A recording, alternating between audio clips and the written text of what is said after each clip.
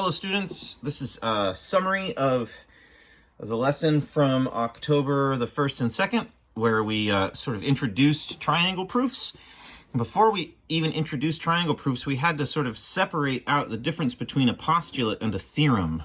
Now, both sort of are used to describe properties of geometric objects, and a property is just really any attribute, characteristic, or quality of an object. So we're really talking about relationships between objects and those properties, like vertical angles are a relationship, or corresponding angles and things like that. So the difference, though, and you can find it on Schoology if you didn't get the notes before, like the formal definition of a postulate.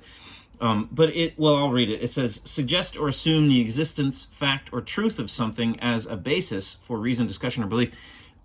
That's a fancy way of just saying a postulate is a rule that is self-evident. So it is, you don't have to prove it, okay? You don't have to prove it because it's just true. You can just see it by looking at it, okay? So there's no logic needed to prove that it's true. You just look at it and you see that it's true. There's no way to disprove it by, coming up with a counterexample. And so some examples of postulates that we have discovered so far, one really sort of simple one to understand is if a line is a 180-degree angle, then if I have a set of angles that form a line, then they're going to add up to 180 degrees. That's why this is actually called the linear set postulate, okay? Because it's just true.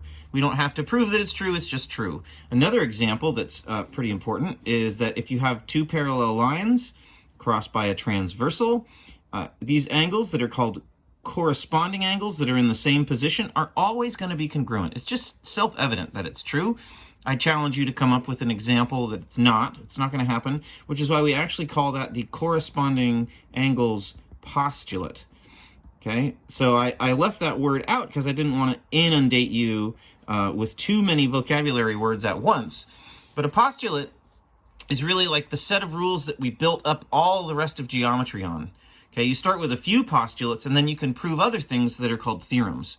And a theorem, by contrast, I'll read you the definition, a general proposition, not self-evident, but proved by a chain of reasoning, a truth established by means of accepted truths. So a theorem must be proved using logic. Must be proved using logic. Now, the thing about a theorem, you can use a postulate to prove a theorem. And once you've proved a theorem is always true, you can use that theorem to prove other theorems. Here's an example that we did in lesson 1.5. We proved that if two lines intersect, that vertical angles are congruent. It's actually called the vertical angle theorem. It's not exactly self-evident just looking at it, but if you use the linear set postulate and a little bit of subtraction and the transitive property, you can prove the vertical angle theorem. It's always true, right? And so then we use the vertical angle theorem and the corresponding angles postulate to prove the what's called the alternate interior angle theorem. Okay, alternate interior angle theorem, right? And we use this theorem and this postulate to prove this theorem, that alternate interior angles are congruent as long as the lines are parallel. Okay, so a postulate, you don't have to prove. A theorem, you have to prove before you can use it. Then we did a couple proofs in class. So, and I'm going to do them really fast now. We had already proved that alternate interior angles were congruent, and I had asked you to please try to prove that alternate exterior angles were congruent. So I'm going to do this quickly now. Let's make my T-chart S for statement, R for reason. And I'm going to make statements and then give reasons for those things. I'm supposed to prove that angle 2 is congruent to angle 8. The only information that I'm given is that these two lines are parallel. So I'm going to start with that given information, that line AB is parallel to line GH. That's given. But what that allows me to say next, my very next step, so I'm going to number these steps. For step 2, I can then state that there are corresponding angles that are congruent. Like I can say that angle 2 is the same as angle 6 because angles 2 and 6 are in the same position.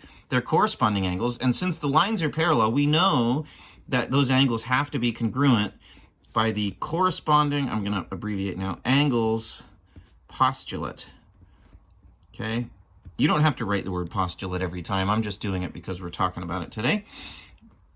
So I know that angles 2 and 6 are congruent by the corresponding angles postulate, but I'm supposed to prove that 2 and 8 are the same. Well, did you notice that 6 and 8 are vertical angles?